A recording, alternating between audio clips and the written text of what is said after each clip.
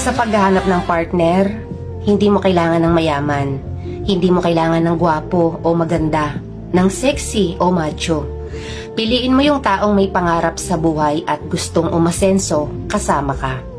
At para sa mga babae, ganitong klase ng lalaki yung piliin mo. Yung magsasabi sa'yo ng ganito, "Please, ayusin natin to." Every time na may hindi kayo pagkakaunawaan.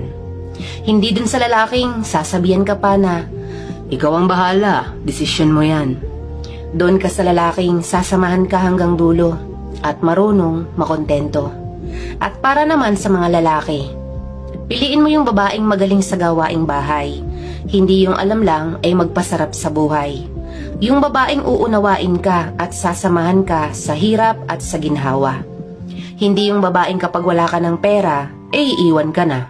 Dahil mas okay pa rin yung babaeng simple at masarap kasama.